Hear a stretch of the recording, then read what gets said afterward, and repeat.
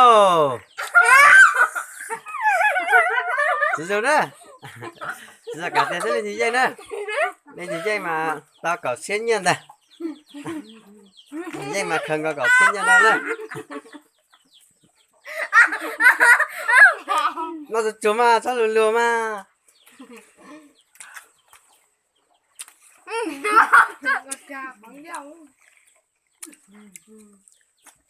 Sử dụng thân đi. Nó có nên vẫn đi tao sao nhớ. Ngó hụ. Đây đừng ngó mà là bún nhiên nào hả. Là gì cơ đó.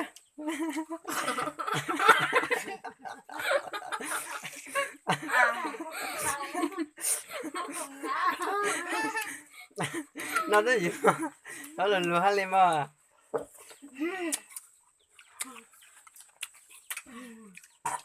Cứ cho đấy.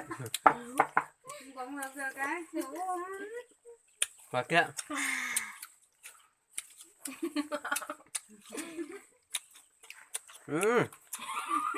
Dùng đá nó tà đấy.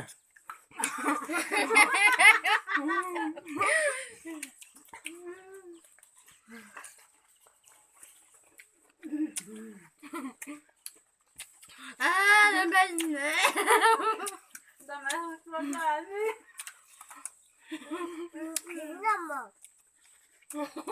Thôi bỏ tiền. Khó. Mà nó đúng không?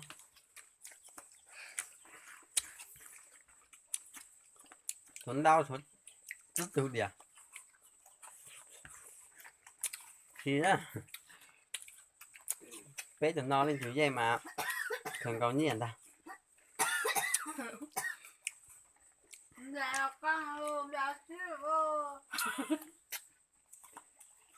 Khi à?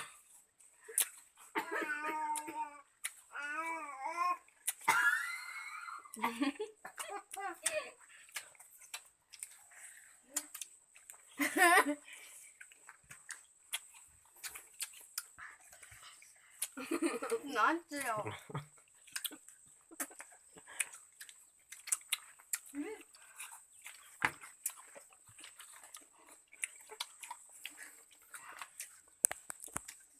Nó có cái gì sao? Đấy đủ nữa. Giờ nó mà nhớ tao nhẹ thế đó. Thành đô của cua. Nhớ tao nhẹ thế rồi nó là. Nó bị đọc trắng á. Nó chơi gì á?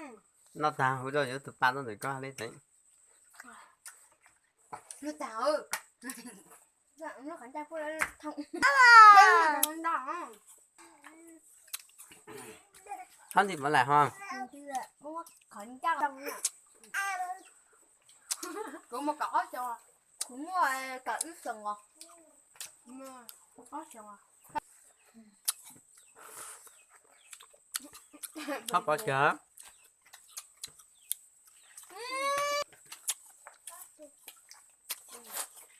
Chúa đã. Mất tóc cho rồi. Nó mà tao nhẹ thế. Giờ sử dụng cho ta rồi. Mày biết bên đây à? Nó là chúa mà. Giờ cho ta rồi nha. Nó có thằng rồi nha. Bắt khối để làm ra cái là thằng đi. Con no con còn lại em phải cho húi ra có hóng rồi. Đây là bút chúa nhà thịt thịt à. Mày hiểu không?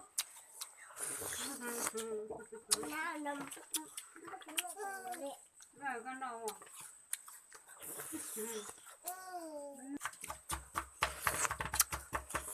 Đó con.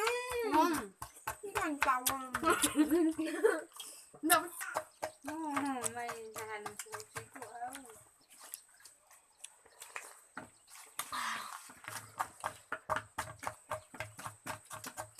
Cũng.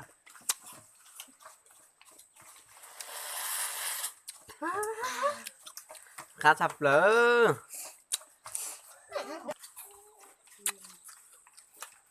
à mà cần cái tá gì đó đấy.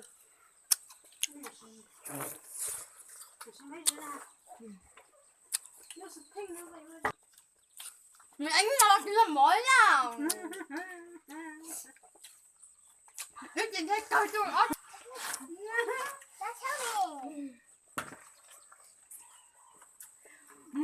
Trời ơi, nhớ. Đi hả? Cảm ơn.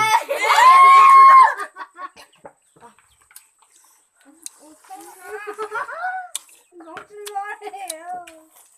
lỗi.